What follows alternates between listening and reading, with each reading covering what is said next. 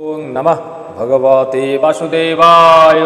শ্রীমদ্ ভগবদ গীতায় অষ্টাদশ অধ্যায়ে শ্রীকৃষ্ণ তার সখাকে কে গীতা জ্ঞানের অধিকারী আর গীতার পাঠ ব্যাখ্যা ও শ্রবণের ফল কি লাভ হয় তার সম্বন্ধে বলিতেছেন।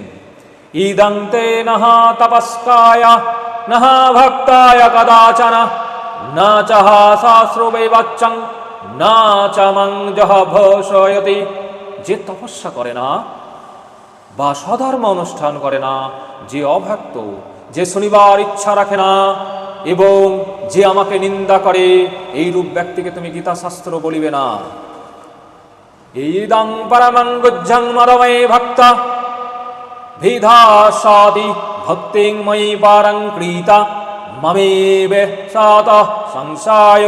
যিনি পরম গুহ্য শাস্ত্র আমার ভক্তগণের নিকট ব্যাখ্যা করিবেন, তিনি আমাকে পরভক্তি করায়, অর্থাৎ এই কার্যে আমি ভগবানের উপাসনা করিতেছি এই রূপ মনে করায় আমাকে প্রাপ্ত হইবে, ইহাতে সন্দেহ নাই।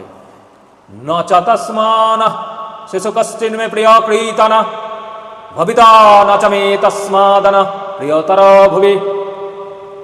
মনুষ্য মধ্যে গীতা ব্যাখ্যাতা অপেক্ষা আমার অধিক প্রিয়কারী আর কেহ নাই, এবং পৃথিবীতে তাহা অপেক্ষা আমার অধিক প্রিয় আর কেউ হইবেও না।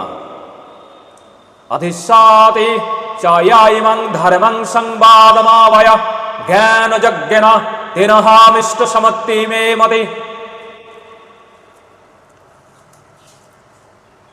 আর যিনি আমাদের এই ধর্ম সংবাদ অধ্যয়ন করিবেন, তিনি জ্ঞানযজ্ঞ দ্বারা আমার অর্চনা করিলেন, ইহাই আমি মনে করিব।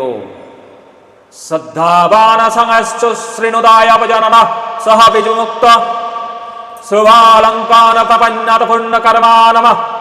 যিনি শ্রদ্ধাবান অসহাসন্ন হইয়া শ্রবণ করেন, তিনিও পাপ হইতে বিমুক্ত হইয়া পুণ্যগণের গণের প্রাপ্য শুভ লোক সকল